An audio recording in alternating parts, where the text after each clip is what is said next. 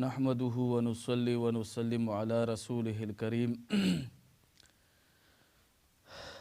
अम्मा बादु फ़अऊज़ु बिल्लाहि मिनश शैतानिर रजीम बिस्मिल्लाहिर रहमानिर रहीम क़ाल अल्लाहु तआला फ़ी कलामिहिल मजीद वल फ़ुरक़ानिहिल हमीद वल्लज़ीन जाहदू फ़ीना लनहदियन्नहुम सुबुलना व इन्नल्लाह लमअल मुहसिनीन।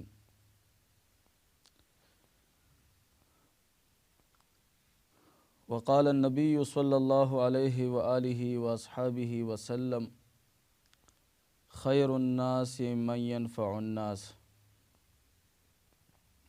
सदक़ल्लाहुल अज़ीम व सदक़ रसूलुहुन नबियुल करीम व नहनु अला ज़ालिका लमिनश शाहिदीन वश्शाकिरीन। मौलाया सल्लि व सल्लिम दाइमन अबदन अला हबीबिका खैरिल खल्क़ि कुल्लिहिम या साहिबल जमाल व या सय्यिदल बशर या साहिबल जमाल व या सय्यिदल बशर मिन वजहिकल मुनीर लक़द नूविरल क़मर ला युमकिनु थनाउ कमा कान हक़्क़हु ला युमकिनु थनाउ कमा कान हक़्क़हु बादस खुदा बुजुर्ग तो ये क़िस्सा मुख्तसर। बलगल उला बिकमालिही कशफत दुजा बिजमालिही बलगल उला बिकमालिही कशफत दुजा बिजमालिही हसनत जमीउ खिस्वालिही सल्लू अलैहि व आलिही इन्नल्लाह व मलाइकतहु युसल्लूना अलन नबी या अय्युहल्लज़ीना आमनू सल्लु अलैहि व सल्लिमू तस्लीमा। दुरूद शरीफ टोलवा या अल्लाहुम्मा सल्लि अला मुहम्मदिन व अला आलि सय्यिदिना व मौलाना मुहम्मदिन व इतरतिही बिअददि कुल्लि मालूमिन लक।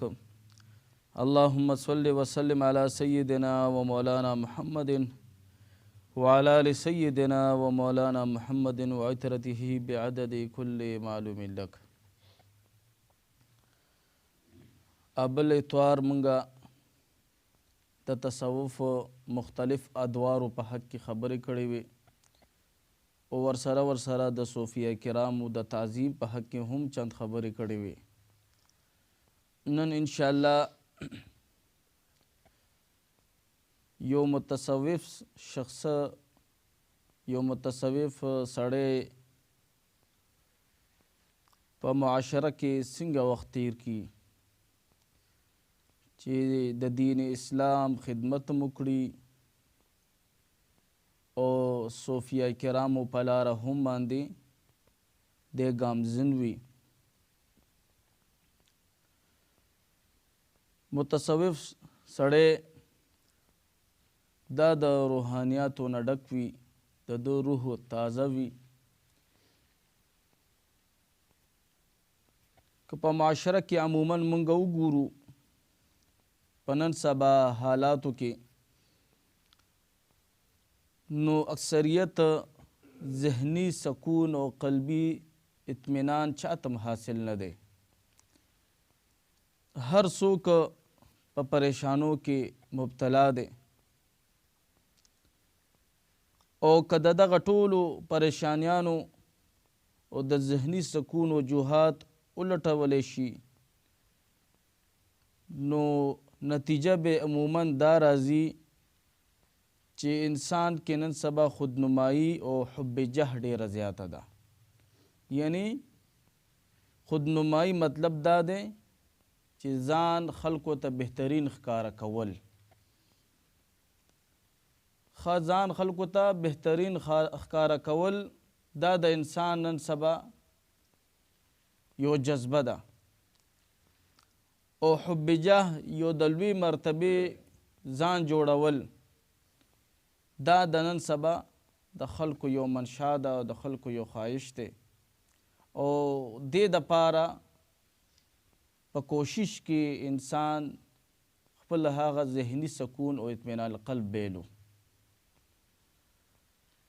मा यो शख्स न तपूसु को मखकर वज़ु की مې ستا څه خواهش دی؟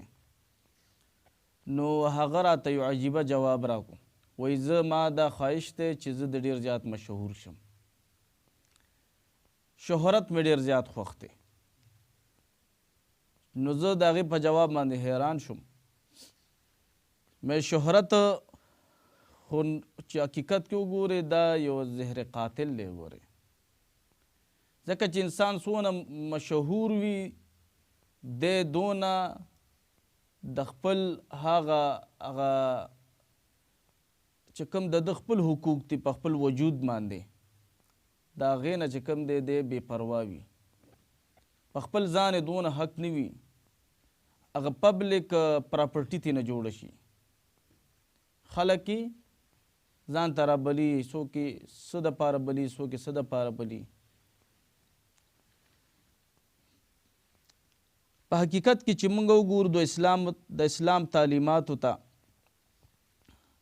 تو که د اسلام د تعلیمات په 4 حصو کې تقسیم کړی شي نو یو حصہ په 4 کې یو حصہ دا په عقایدو باندې او په عباداتو باندې مشتمل ده، او باقی 3 حصې چې موږ وګورو د خپل دین اسلام تعلیماتو طرف ته، نو په دې کې اخلاق، معاشري چې کوم حقوق دي هغه باندې دغه تعلیمات مشتمل دي.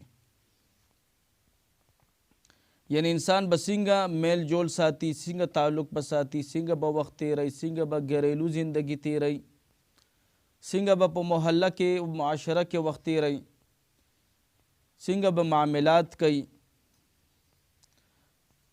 نو د دې دپاره د اسلامي تعلیماتو 3 حصې مشتمل دي، او یو حصہ چې وکتې شي نو دا په عقایدو باندې او په عباداتو باندې مشتمل ده. یعنی د دې خبرې دا وضاحت کیږي چې اسلام په معاملاتو باندې، اخلاقو باندې او معاشرتي زندگی باندې ډېر زور روړی دی. چونکې زمونږ دا درس صوفیا کرامو سره تعلق ساتي، نو په دې ضمن کې به مونږ د خپلو شیوخو د صوفیا کرامو هغه اقوال او افعال ذکر کوو، او د هغوی د حالاتو نه به چند خبرې راخلو. د صوفیا کرامو اقوال او افعال که مونږ ټول متصوف خلک عملی زندگی ته واچو نو انشاءالله نن سبا چې څونه بد عقیده خلک دی، ګستاخه خلک دی، او څونه د اولیاو منکر خلک دی، د صاحبانو منکر خلک دی، یو کس هم په موږ باندې ګوته اوچته نه کي. بیا که موږ په صحیح معنو کې د خپلو شیوخو هغه تعلیمات خپل کړه. ګوره ځکه چې زمونږ د صوفیا کرامو تعلیمات د سر نواله تر خپو پورې حسن خلق دی، ښایسته اخلاق، خدمت خلق دی، د خلقو خدمت کول، د قربانۍ جذبه لرل. دا زما او ستاسو د شیوخو رویه و طریقه وه. او په معاشره کې چې د هر چا دغه جذبه جوړه شي چې خپل حق رستو کی او بل چې کوم دی فوقیت ورکوي، بل چې کوم دی په ځان باندې برتري ورکوي، او دا سوچ د ټولو جوړ شي چې څنګه زمونږ د شیوخو چې زما د ذات د وجې دی چاته تکلیف ونه رسیږي، زما په وجه دی چاته تکلیف ونه رسیږي، و انشاءالله دې سوچ او فکر سره به یو بهترین معاشره قائموي، بیا یو بهترین محله به قائموي. ګوره او دا به د هغه حدیث مبارک مصداق ګرځېږي، دغه محله بیا دغه معاشره چې حضور نبی کریم صلی الله علیه وسلم فرمایلی چې مسلمان کامل مسلمان هغه دی چې د هغه د لاس نه او د زبان نه بل مسلمان محفوظ پاتې شي. تو صوفیا کرامو دې ته عملی جامه اچولې ده. مونږ ټول خو دا صرف د ژبې په سر باندې وایو، چې مسلمان هغه دی چې د هغه د لاس نه د هغه د زبان نه بل مسلمان ته تکلیف ونه رسیږي. خو دغه اولیاو، صوفیه کرامو، نیکانو، پاکانو، صالحینو خلکو دې ته عملی جامه اچولې ده. د صوفیه کرامو چند اقوال ذکر کوو د معاشرې په حق کې چې معاشره کې څنګه وخت تیرول پکار دي. صوفیه کرام فرمایي چې په معاشره کې دی یو متصوف سړی چې کله وخت تیری نو دی به د بل مسلمان خطایانې معاف کوي، بل مسلمان ته به دی معافي کوي.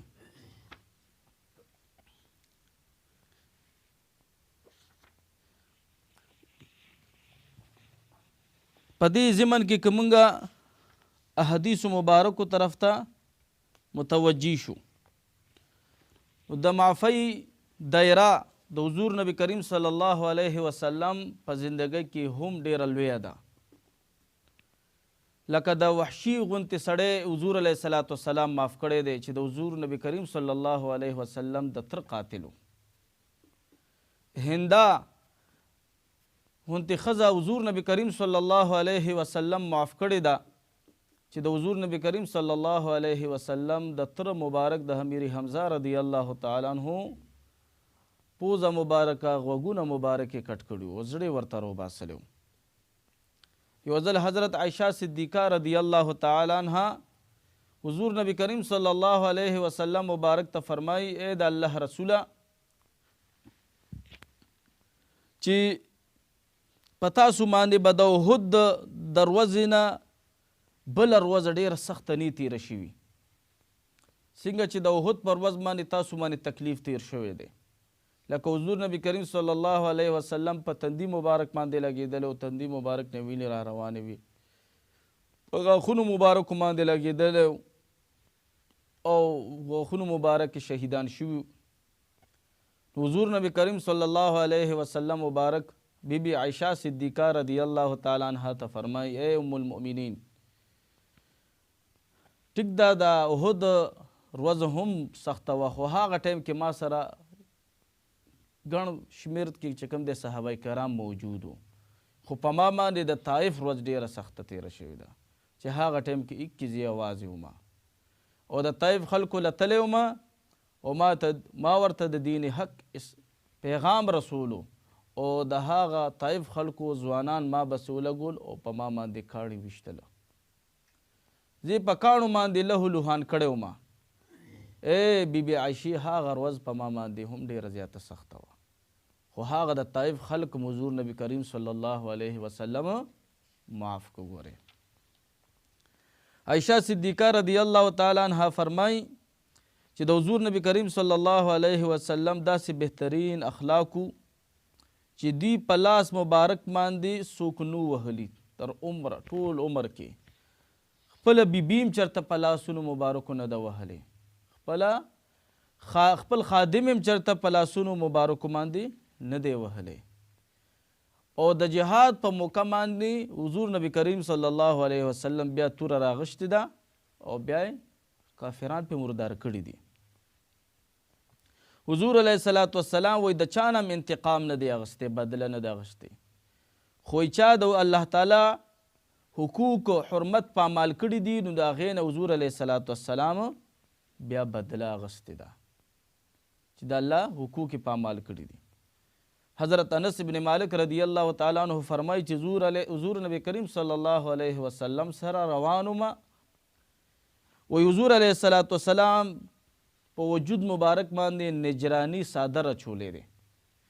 یو بانډچي یو دیهاتی صحابي حضور علیه الصلاۃ والسلام نه شاته را روان دی او د حضور علیه الصلاۃ والسلام دا صدر وایي داسې راخ کو چې حضور علیه الصلاۃ والسلام وایي د صادر مبارک سره په مرۍ مبارکه باندې داسې وایي چاپ جوړ شو، دونه تیزی کې راخ کو.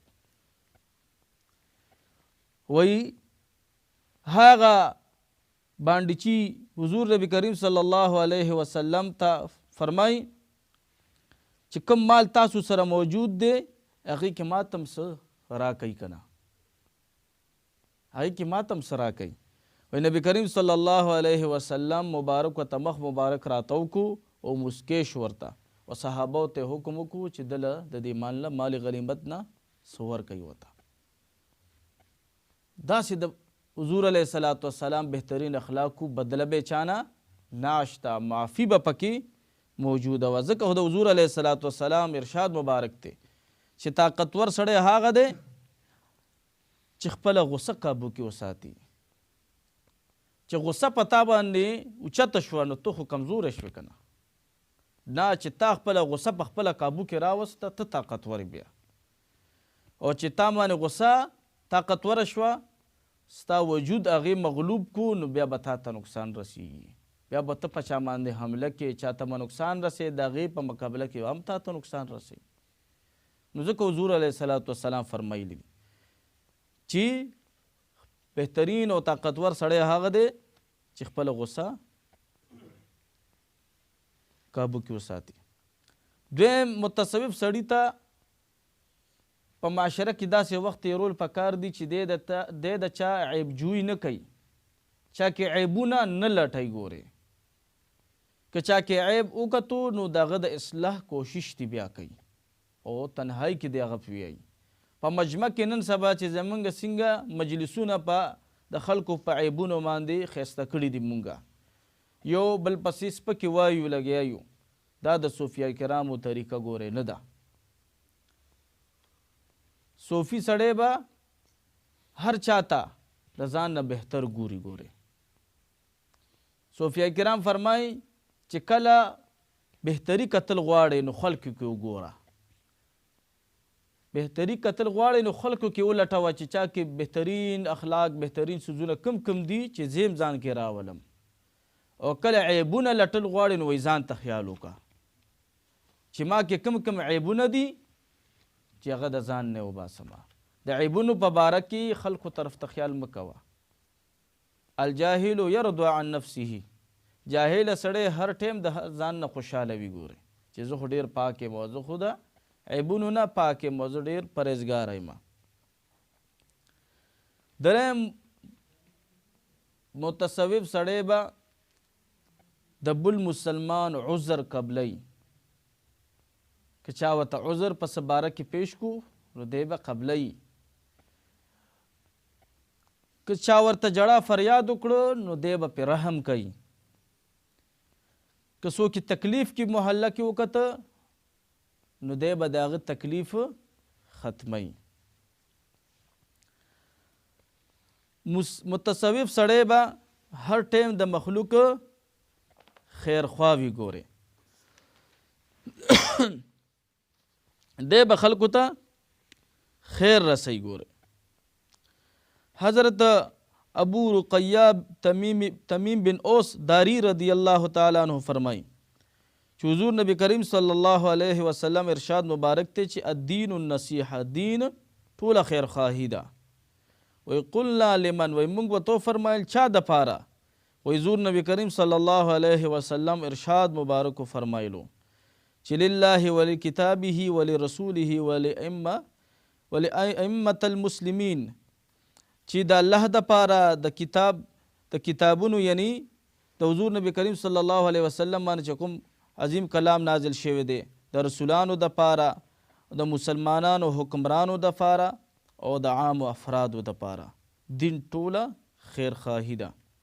حضرت جریر بن عبدالله رضی الله تعالی عنہ فرمای چې ما یو موقع باندې حضور نبی کریم صلی الله علیه وسلم نه په دې خبره باندې هم بیعت کړو چې زه به مونځ قایموم، مونځ به نه قضا کوم او زکات به ورکوم او د مسلمانانو خیرخواهی کې به ګرځم. نو متصوف سړي ته پکار دي چې د مسلمان خیر لټای. ګوره کم ذکر چې دته خپل شیخ او مرشد ورکړی دی کوشش وکړي چې یو بل تم دا ورسوي چې یاره راځه چې تم ستا خوله هم په دې ذکر باندې شروع شي، ته هم مزګزاره شي، ستا هم اصلاح شي، ته هم یو کامل مسلمان جوړ شي.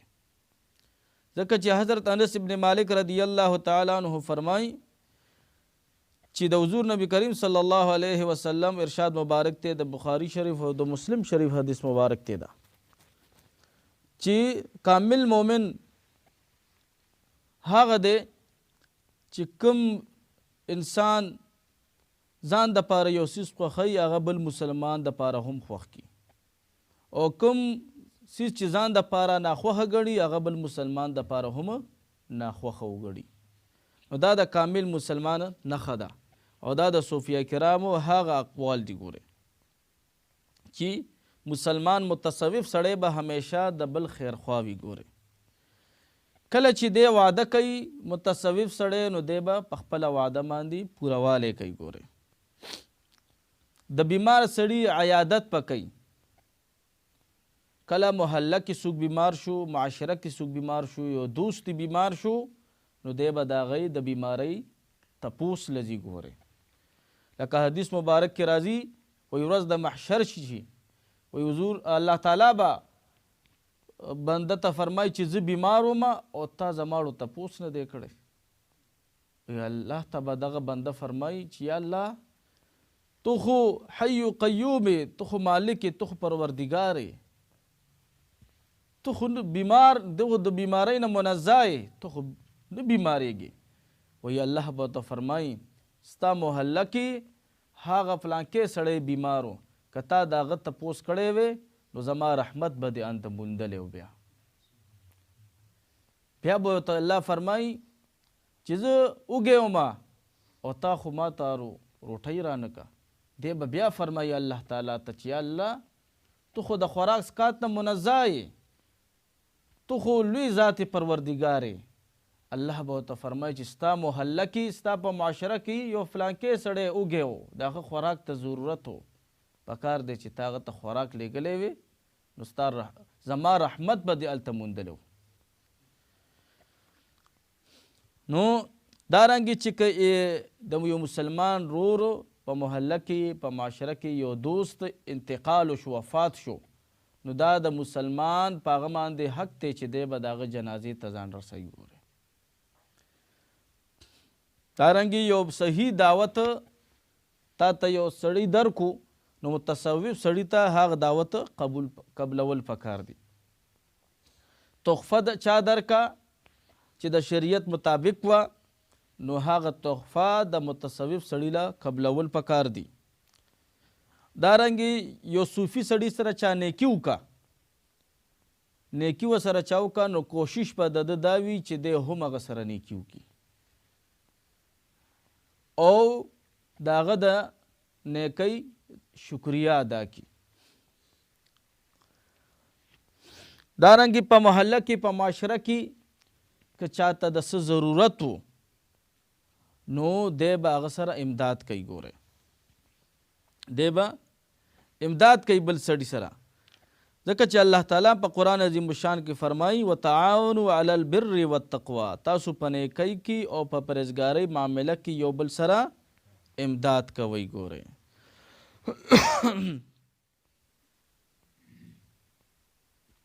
لکه حضرت عبدالرحمن زید بن خالد جهنی رضی اللہ تعالی عنہ مبارک فرمائی چې د حضور نبی کریم صلی اللہ علیہ وسلم ارشاد مبارک تے چې چا د الله تعالی په لاره کې یو غازی ته سامان واغستلو نو گویا وای د هم په جنگ کې شرکت وکړو په جهاد کې. وای چا چې د یو غازی یو د مجاهد د کور والا خیال وساتلو دغه په غیر موجودګۍ کې نو گویا چې دی هم په میدان جنگ کې وجنګېدو، یعنې دو سره په دې جهاد کې مدد وکړو، امداد یې ورسره وکړو. نو دا د بخاري شریف او د مسلم شریف حدیث مبارک دی. حضور علیه الصلاۃ والسلام یو موقع باندې قبیله حزیل طرف ته لشکر لیږلو. حضور علیه الصلاۃ والسلام حکم فرمایلو چې د هر کور کې که دوه کسان نو دوه کسانو کې د یو کس لاړ شي، ځکه چې دا یو کس به د خپل کور خیال ساتي.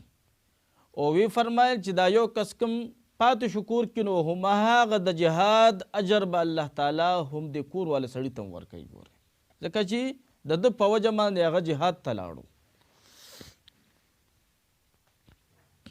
نو په نیکۍ کارونو کې به یو بل سره امداد کوي. ګوره متصوف سړي ته پکار ني کله چې چاله انتور شی ورشي نو متصوف سړي لول پکار دی چې الحمدلله وای او که بل چاته ورغو انتور شی چې ورته موږ وایو چینک په اردو کې چې ورته ویل کېږي هغه الحمدلله ویلي نو صوفي سړي له پکار دی چې دی ورته یرحمک الله وای چې پتا دی د الله رحمت وي.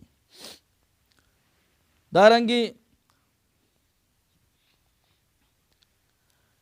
متصوف سړی به سلام کی پہل کوي. ګوره کوشش په د داوي چې د په سلام کی پہل کوي.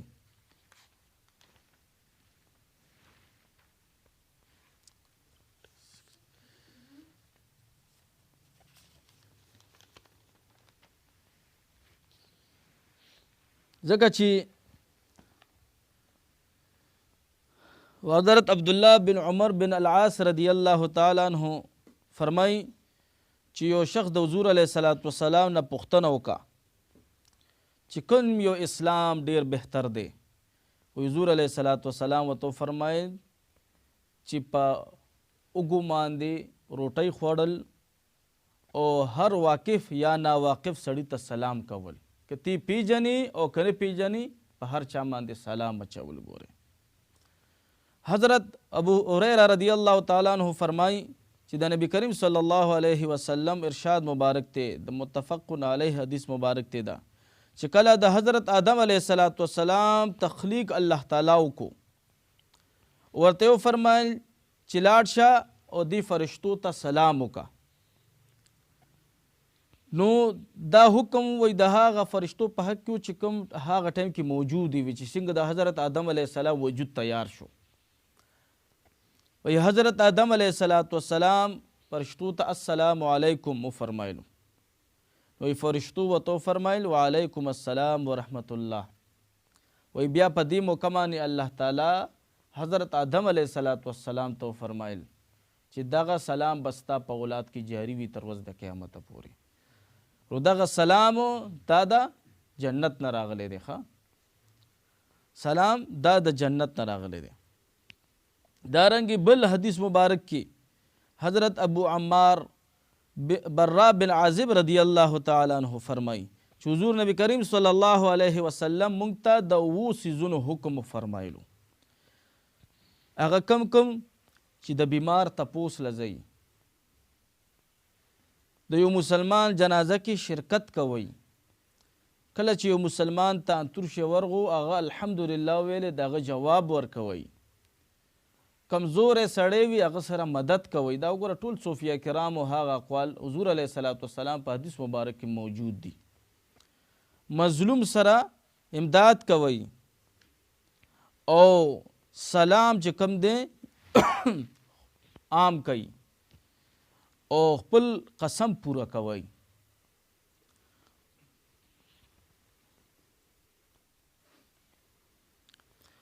حضرت ابو هریره رضی الله تعالی عنہ فرمای چې د حضور علیه السلام ارشاد مبارک ته د مسلم شریف دا حدیث مبارک ته چې حضور نبی کریم صلی الله علیه وسلم ارشاد مبارک ته چې تاسو به تر هغه وخت پورې جنت ته داخل نشئ چې څو پورې تاسو مؤمن نشئ، کامل مؤمن نشئ. او بیا حضور علیه السلام فرمایل تاسو به تر هغه وخت پورې کامل مؤمن نشئ چې تاسو یو بل سره محبت ونه کړئ. وی بیا حضور علیه السلام فرمایل دغه محبت دپاره زه ستاسو رهنمایي کوم، هغه دا ده چې افشوا السلام بینکم، چې تاسو یو بل سره سلام عام کوئ. دې سره بس تاسو په زړه کې یو بل سره محبت راځي. حضرت عبدالله بن عمر رضی الله تعالی عنہما حضرت طفیل بن ابی ابی بن کعب رضی الله تعالی عنہ فرمایي چې اکثر به بازار ته ووتو او بازار کې به څه اخیسته نه، وایي که کباړي والا به تېرېدو هغه باندې به م سلام اچولو، که خرڅونکی به څوک تېرېدو په هغه به م سلام اچولو، په هر دکان باندې به سلام اچولو. حضرت طفیل بن ابی بن کعب رضی الله تعالی عنہ فرمایي چې ما د حضرت عبدالله بن عمر رضی الله عنه نه پوښتنه وکړه چې تاسو خو بازار کې سم وانه غستل او وګرځېدئ سلامونه مو کو واپس رالی. نو نبی حضرت عبدالله بن عمر رضی الله تعالی عنہ ته فرمایي چې دا د حضور علیه الصلاۃ والسلام طریقه ده کنه. نو په هر چا باندې سلام اچول دا ګوره ډیر بهترین عمل دی. ګوره الله تعالی دې موږ کې دا عادت راولي ټولو کې. دارنګې نرمۍ او خوش اخلاقۍ سره گفتگو کول. متصوف سړي ته پکار دی چې سخت زبان نه وي. ګوره سخت زبان نه وي. لکه د دې په حق کې احادیث مبارک هم ډیر زیات دي.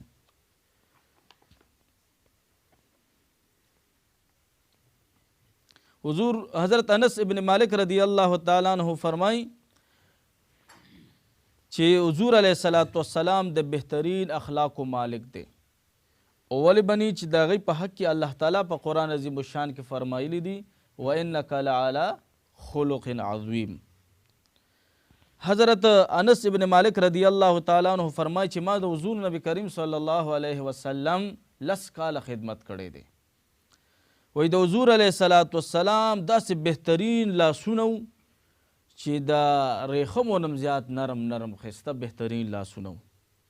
وی د حضور علیه الصلاۃ والسلام د وجود مبارک نه به داسې بهترینه خوشبوی تله چې داسې بهترینه خوشبوی موږ بل ځای کې نه ده لیدلې. وی بیا فرمایي حضرت انس ابن مالک رضی الله تعالی عنہ په دې 10 کالو کې ما ته حضور نبی کریم صلی الله علیه وسلم چرته اوف قدرې نه دی کړی. داسې راته نه دی ویلي چې تا ته دا کار ما ویلی تا ولې دا لا نه دی کړی، یا داسې نه دی فرمایلی چې تا دا کار ولې کړی دی. داسې بهترین اخلاق د حضور علیه الصلاۃ والسلام.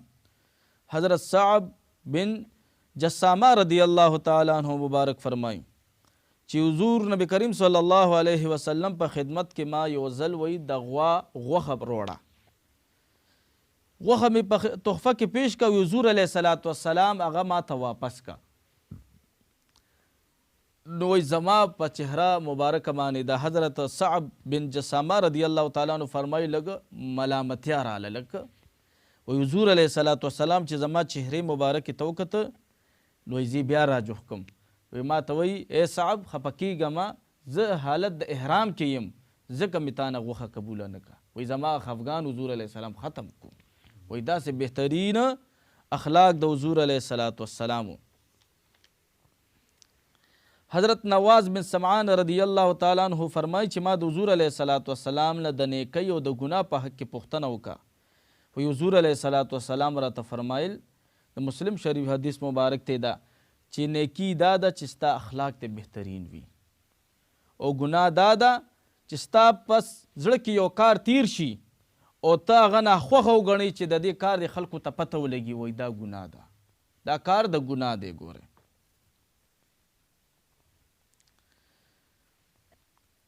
او بل یو حدیث مبارک کې راځي چې پر ورځ د قیامت په تلم د میزان کې بهترین او وزنی عمل کوم یو وي هغه به ښایسته اخلاق وي. ګوره هغه به ښایسته اخلاق وي.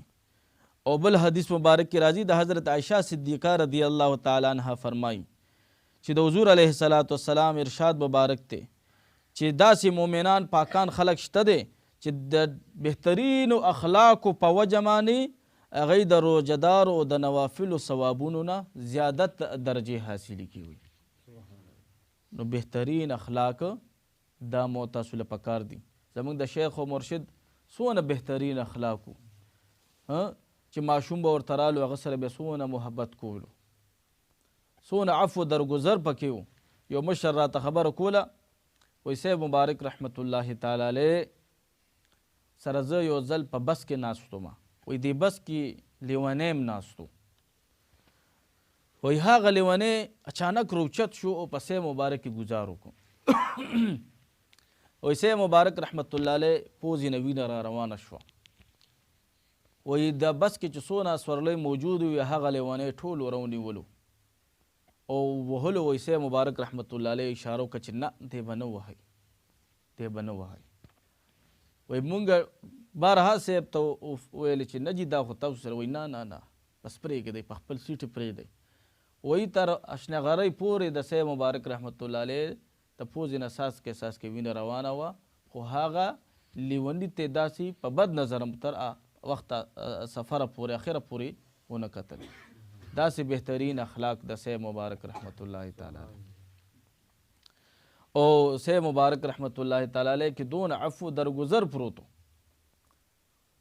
چې دا خبره اوس راله سید مبارک رحمت الله علیه باندې چا یو جادو کړی وګورئ دای په وختو کې سحر پې شوی او سید مبارک رحمت الله علیه ته چې پته ولګېده چې د ما باندې سحر کړی دی، جادوی را باندې کړی دی، هغه شخص بیا رالو سید مبارک رحمت او داسې پې کړی و چې سید مبارک تی د سحر د وجې وفات شي. هغه شخص رالو سید مبارک رحمت الله علیه سره به کېناستو او پاسېدو بم، خو سید مبارک رحمت الله علیه هغه ته داسې نو ویلي چې تا خو په ما سحر کړی، ما تا سره څه ظلم کړی دی، ما تا ته څه زیاتی کړی دی.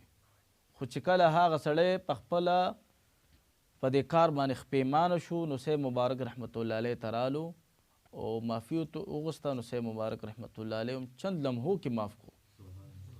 داسې ښایسته اخلاق د اولیاو بهترین اخلاق یې ګورئ ښه.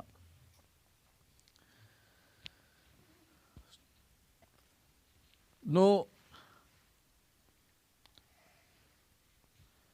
متصوف سړي باندې چې په معاشره کې څوک یقین کوي، څوک بروسه ساتي، نو دی به د خپل یقین او خپله بروسه به نه خرابوي. ګورئ ځکه چې اکثریت په دغه صوفیه او خلکو باندې یقین خلک کوي، ځکه چې وایي د دوی نسبت نیکانو خلکو سره دی او چې غلط کار ترې وشي داسې شیخانو نه سالکینو مرګرو نه نو پلار یې څوک نه یادوي، رور یې څوک نه یادوي، خاندان یې څوک نه یادوي. وایي څه وایي دا خو د فلانکي پیر صاحب مرید دی. وایي دا داسې یو کلک نسبت دی چې د دې عوام هم قایله دي. ګورئ ځکه د پلار نوم یې نه دی، دا داسې یو کلک نسبت دی چې د پیر صاحب نوم یې ځکه لي چې د دغو نسبت هغه سره دی د ده دونه اصلاح نه ده شوې.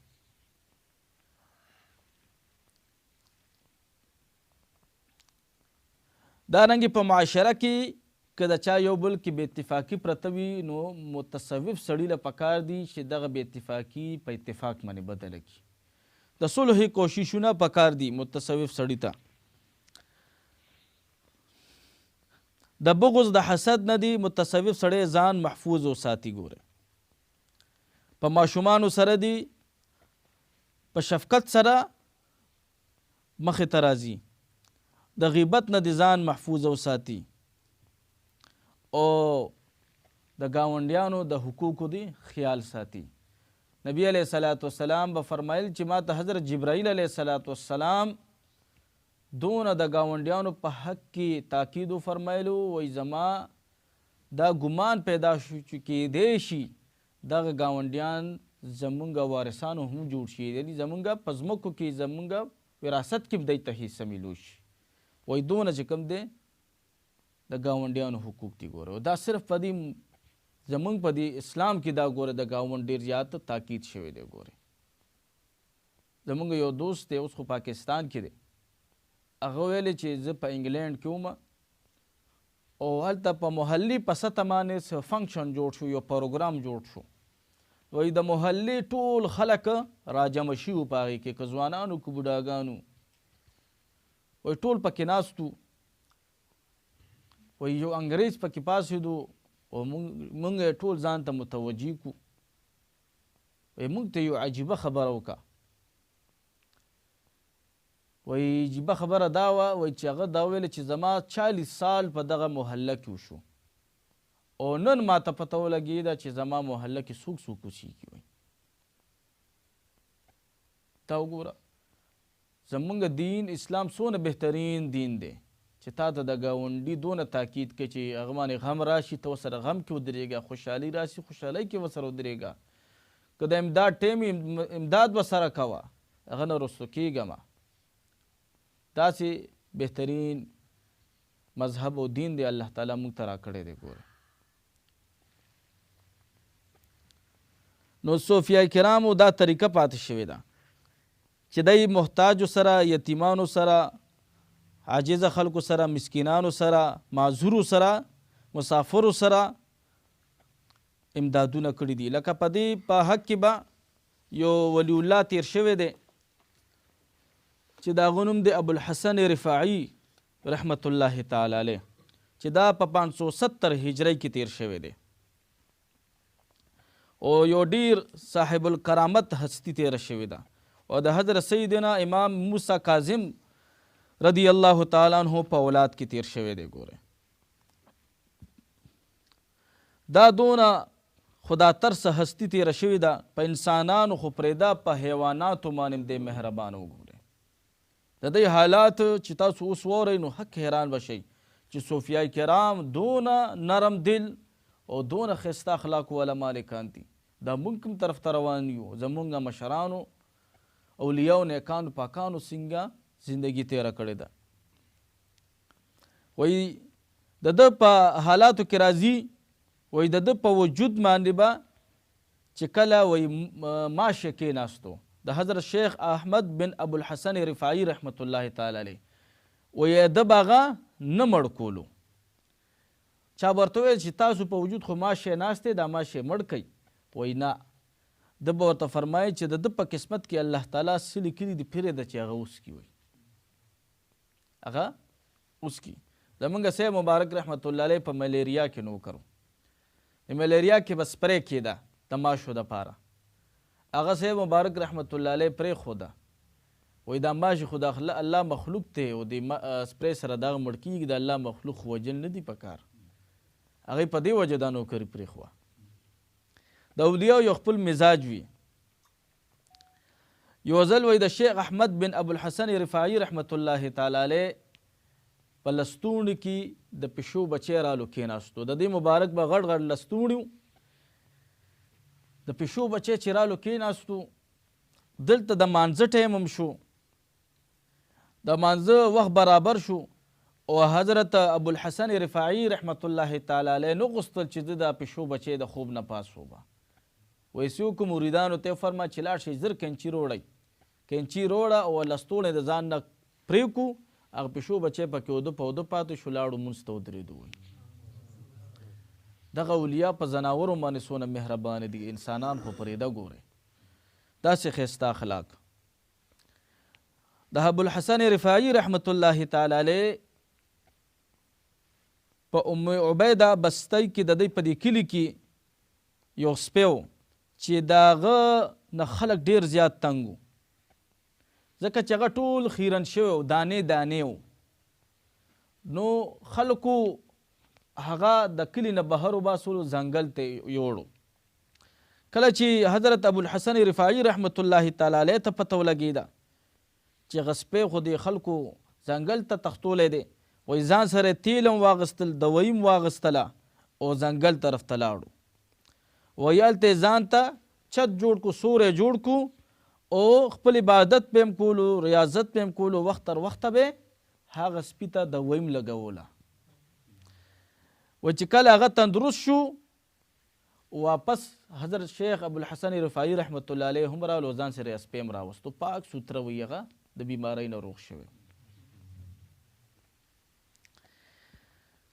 امام شعرانی رحمت الله علیه فرمایي چې دا وایي الله تعالی په دې باندې مامور کړی و، د ده په زړه کې دا همدردي الله تعالی اچولې وه د ځناورو سره او د چارپایانو سره. وایي د دې نه علاوه د ابوالحسن رفاعي رحمت الله علیه نور عجیبه طریقه دا وه چې کوم په خپو باندې معذوره و، په لاسونو باندې محله کې خلک معذوره به و. وایي حضرت ابوالحسن رفاعي رحمت الله علیه به څوک ولابړو د هغې کور ته، هغه معذوره خلک به اولامبول، هغې له به په سر باندې تیل پورې کړه، هغې ته به پاکې کپړې واچولې او د هغې به ښه خدمت وکړو. هغې سره به کېناستو، بیا به یې به سره خبرې وکړې.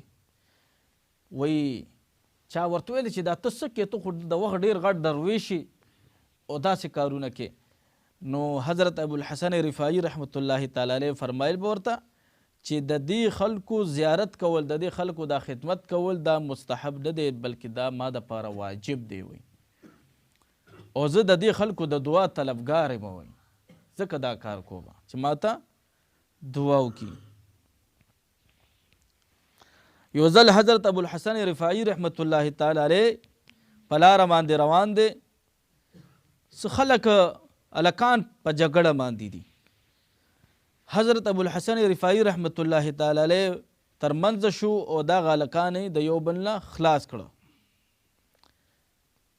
نو د یو هلک نه حضرت ابوالحسن رفاعي رحمت الله علیه پوښتنه کوي چې بچې ستا د پلار څه نوم دی؟ نو وایي د دې تپوس سره هغه هلک ابوالحسن رفاعي رحمت الله تعالی علیه ته نازیبه کلمات وویلې، کنځلې ورته وکړه. وایي حضرت ابوالحسن رفاعي رحمت الله علیه ورته بیا فرمایي بچې ستا د پلار څه نوم دی؟ وایي هغه ورته بیا کنځل کوي. وایي حضرت ابوالحسن رفاعي رحمت الله علیه ورته بیا فرمایي بچې ستا د پلار څه نوم دی؟ هغه ورته په جواب کې بیا کنځلو کوي. نو هغه هلک ته حضرت ابوالحسن رفاعي رحمت الله علیه کنځل نه کوي، ورته جواب ورکوي الله دې تعالی ډېر خیر درکړي، تا خو ماته ډېر ادب وښولو. الله دې تعالی ډېر خیر درکړي، تا خو ماته ډېر ادب وښولو. یعنی دا کنځل نه دي پکار. ابوالحسن رفاعي رحمت الله تعالی علیه په سلام کې به همیشه مخکېوالی کولو او خپل زوی ته به نصیحت کولو، بچې د کوم عملونو باندې د کوم کارونو باندې چې ما ګوري که زما نه پس تا دا کارونه وکړل نو تم زما زوی او زه ستا پلار یم، او که نه تا زما نه پس د خلکو خدمت ونه کړو نو ته زما زوی نه او زه ستا پلار نه یم. یعنی خدمت طرف ته به مایله کولو د خپل بچې. وایي چا چې پته به ورته ولګېده چې فلانکي کلي کې څوک بیمار دی، حضرت ابوالحسن رفاعي رحمت الله تعالی علیه به وایي 2 ورځې 3 ورځې مزل کولو خو د هغه د بیمار تپوس له به خامخا تلو.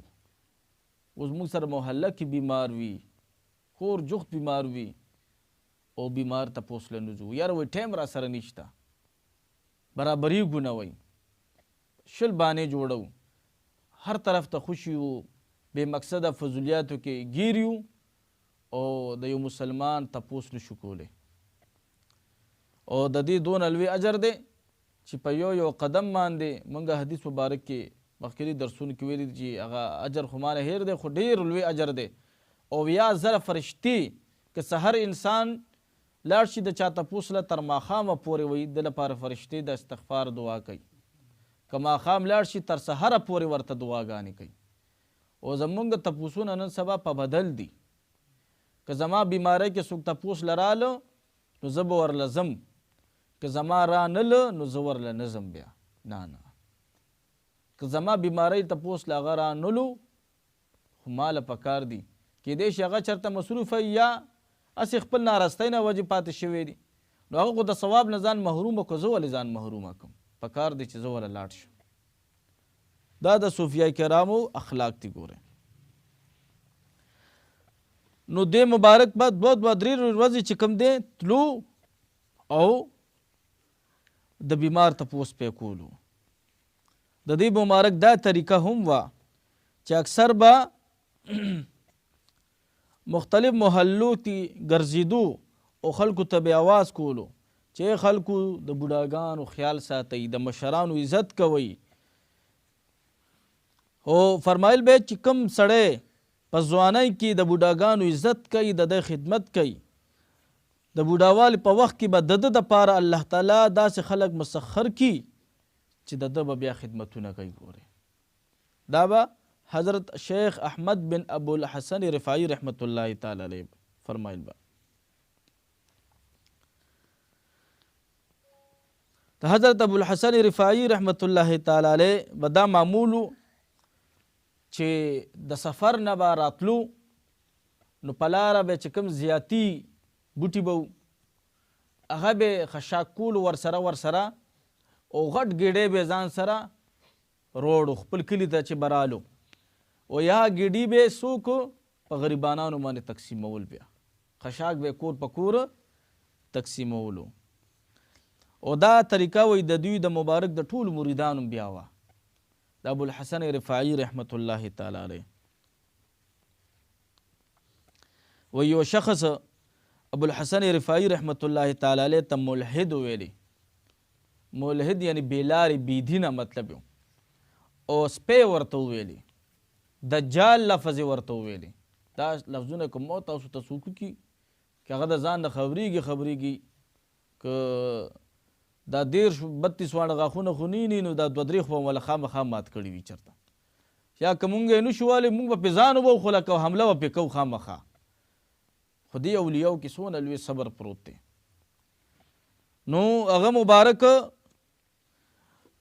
ورته څه وایي حضرت ابوالحسن رفاعي رحمت الله تعالی علیه پټکی مبارک د سر نه کوز کو او ځمکې ښکل کا. ورته یې وفرمیل هغه هلک ته چې بس ته اوس خو رانه خوشحاله شه که نه، اوس خو رانه خوشحاله شه.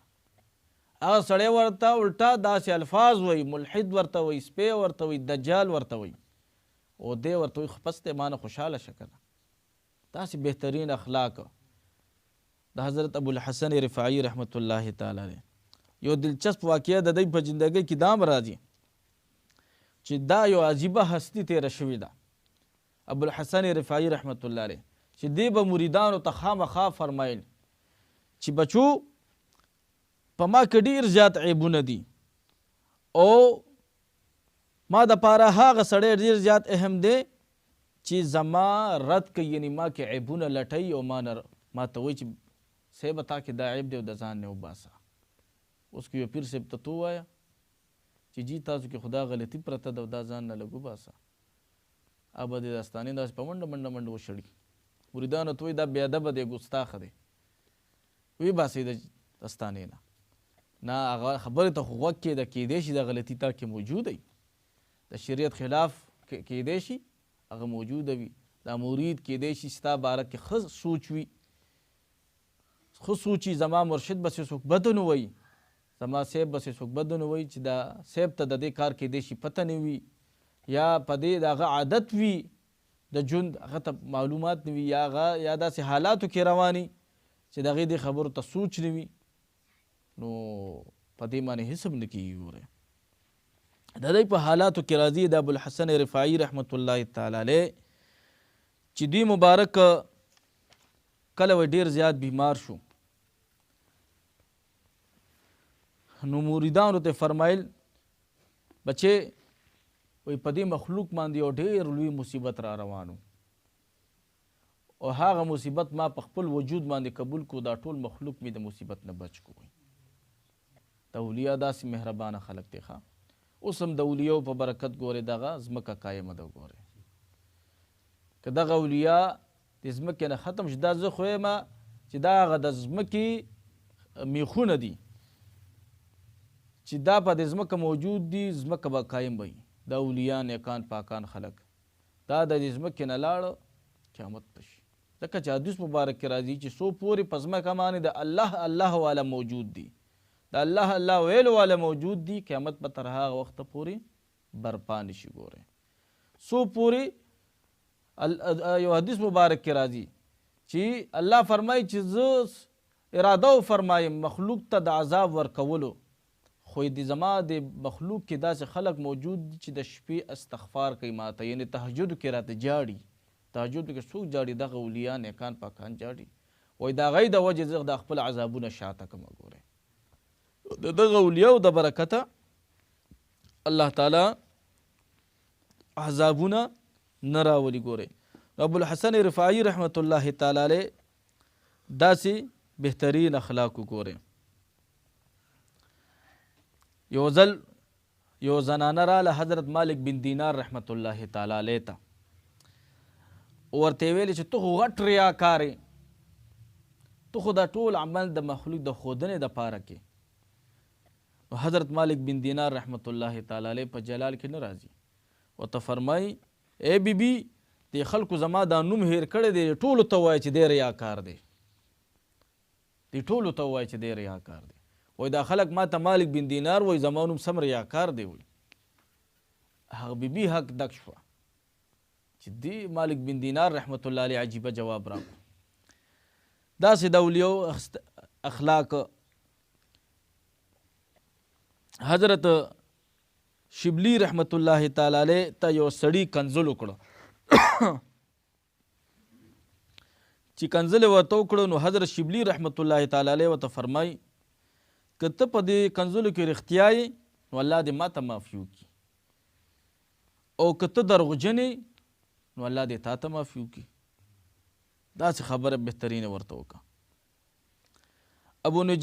ابو نجیب سهروردی رحمت الله تعالی علیه په آداب المریدین کې فرمایي چې د یو بزرګ قول دی چې د اولیاء او صدیقینو د زړه نه چې کوم اخري افت وځي یعنی د روحاني بیماری چې وځي نو هغه څه دی بڑاپن اور برتری یعنی ځان ته لوی کتل. یو بل روایت کې راځي چې ریاکاری هم ده یعنی د الله ولی نیکان پاکان خلق چې صفائی کیږي ټایم په ټایم نو دی په آخري مرحله کې د ریاکاری نه خلاصیږي. یا د دې قول د ابو نجیب سهروردی سے مبارک رحمت الله علیه د قول مطابق خو دلته تکبر راغلی دی یعنی صوفیه کرام آخري سټیج کې چې صفائی کیږي نو دی د تکبر نه خلاصیږي. دا د اولیاء اقوالو او فرمایي چې کله وایي ستاسو یو جاهله بد اخلاقه صوفي سره مخامختیا وشي نو وایي تاسو صبر او تحمل نه کار اخلئ او هغه ته د رحمت په نظر ګورئ. که هغه تاسو سره بدتمیزي کوي او داسې صوفي جاهل وي چې داسې چرسي وي یا بد اخلاقه وي یا بېنمازه وي نو د هغه خبرې برداشت کوئ او خاموشۍ سره د هغه خبره اورئ. وایي ځکه چې دا د حضور علیه الصلاة والسلام هم طریقه وه چې حضور علیه الصلاة والسلام د هر بد اخلاقه سړي سره حسن سلوکي کړې ده وایي ښایسته اخلاق ور سره ساتلی دي. لکه حضور علیه الصلاة والسلام یو شخص رالو حضرت عائشہ صدیقه رضی الله عنها فرمایي چې حضور علیه السلام فرمایل چې په انصارو کې دا ډېر بدترین سړی دی. وایي حضور علیه الصلاة والسلام هغه سره ډېر په ښایسته طریقې سره بیا میلو شو.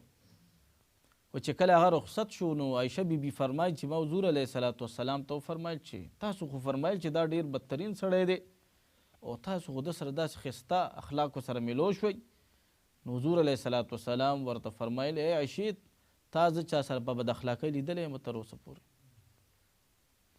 نو موږ له پکار دي چې هغې سره ښه اخلاق وساتو. ګورئ الله تعالی دې په دې خبرو باندې ما ته تاسو ټولو ته د عمل کولو توفیق راکړي او الله تعالی دې په دغه معاشره کې زموږ د ټولو نه د خیر کارونه واخیستلی کړي او زموږ په وجه دې الله تعالی زموږ مرشدان بدنام نه کړي. ځکه چې د دغه متصوفو سالکینو هلکانو په وجه باندې صوفیه کرام بدنام شي د دوی بد اخلاقۍ د وجې د دوی د بېنمازۍ په وجې د دوی د بې رهروي په وجه باندې ټول خلک ګوري دی ته. نو کوشش پکار دي چې موږ ښایسته اخلاق معاشره کې څوک بیمار شي د هغه تپوس له تلل پکار دي که زموږ تپوس له راځي او که نه راځي. سلام په هر چا باندې اچودا نه چې د دې نورو خلکو په شان چې سروزې له راسره ځي نو سلام به پې اچې شبي جمعې له راسره ځي سلام به پې اچې که نه دې له راسره نه نو سلام پې مه اچوه. نه موږ به په هر چا سلام اچو. ګورئ د صوفیه کرامو دا طریقه ده. ګورئ که څوک کمزوری وګورو هغه سره مدد کول پکار دي. دارنګه د ابوالحسن رفاعي رحمت الله تعالی علیه څونه بهترین اخلاق وګوره د پیشو د بچي خیال یې ساتلی دی. انسان ته خو الله شرف المخلوقات ویلی دی ولقد کرمنا بني آدم چې الله فرمایلی دی ما بني آدم ته عزت ورکړی دی. نو الله تعالی دی په دې خبرو موږ ټولو ته د عمل کو توفیق راکړي او موږ نه دی الله تعالی د وخت بهترین درویشان بهترین خلق دی رانه الله تعالی جوړ کړي او د خپل مرشدانو په نقش قدم دی الله تعالی موږ روان وګرځوي. واخر دعوانا الحمد لله رب العالمین. درود شریف وایي چې دعا وکړو.